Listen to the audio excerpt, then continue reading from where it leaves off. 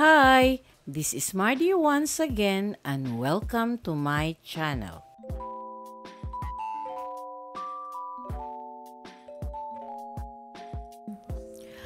What's up everyone? Welcome to my vlog. In today's episode, we're going back in time to learn about Emilio Jacinto, the brains of Katipunan. Born in 1875 in Tondo, Manila, Jacinto's intelligence and leadership made him one of the most important figures in the fight for Philippine independence. Stick around as we uncover his incredible story and see how his ideas continue to influence us today. Emilio Jacinto Edison, born December 15, 1875, was a Filipino general and one of the highest-ranking officers during the Philippine Revolution against Spanish colonial rule.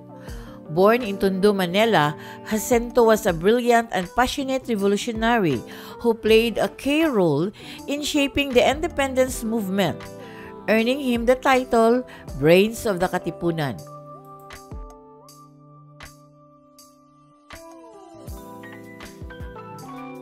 If you are new to my YouTube channel, please don't forget to like, comment, and subscribe. At para updated kayo sa mga susunod kong videos, please click the bell notification below. At sana po, don't skip the ads and please watch until the end of my video.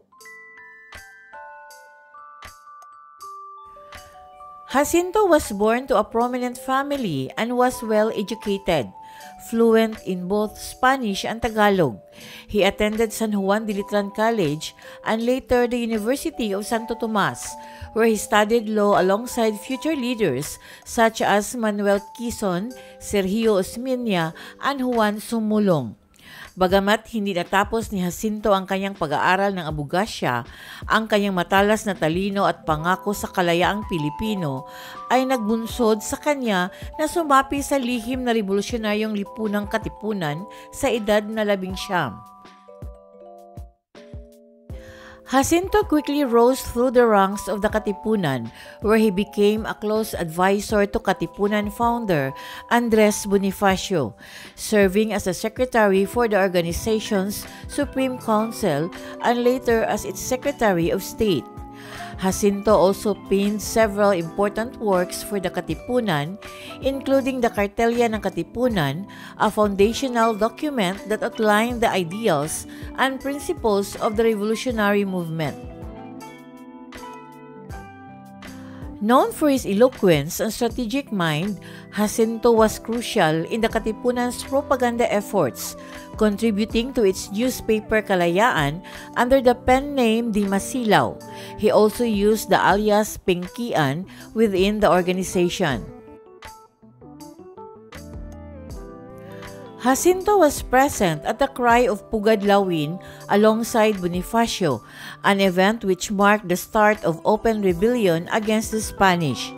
Bilang isang revolusyonaryo, hindi natitinag ang dedikasyon ni Jacinto sa layunin ng kalayaan ng Pilipinas, kahit na kasunod ng malagim na pagbitay kay Bonifacio. After Bonifacio's death, Jacinto continued to fight for independence.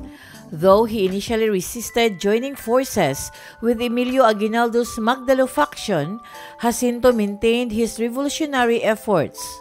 He established a headquarters in Laguna and fought in various engagements against Spanish forces.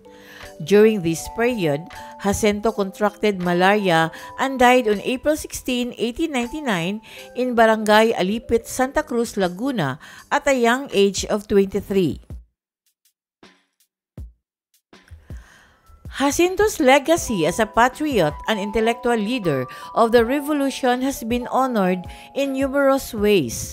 In the 1970s, his remains were enshrined at the Himlayang Pilipino Memorial Park in Quezon City, where a life-size bronze statue of him riding a horse stands as a tribute to his bravery and leadership.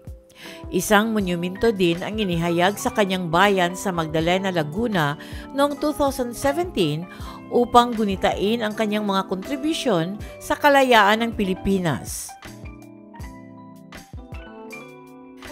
His likeness once appeared on the 20 peso bill circulated between 1949 and 1969 and also on the 20 centavo coin. His contributions to the revolution, particularly his intellectual leadership, continue to be remembered by generations of Filipinos. Emilio Jacinto was married to Catalina de Jesus, who was pregnant at the time of his death. Catalina, known as Aling Tinay, was a spiritual leader and mystic who founded the religious organizations Cofradía de San Jose. Though Jacinto's life was tragically short, his influence on the revolution and his intellect have left an enduring impact on Philippine history. His dedication to the cause of freedom and his contributions to the fight for independence continue to inspire generations of Filipinos. Thank you very much for watching. And according to Paulo Coelho, it's the possibility of having a dream come true that makes life interesting. Special thanks to my source from Google, enwikipedia.org, photocredits2, findgrave.com, and inspirational quote credits2, today.com.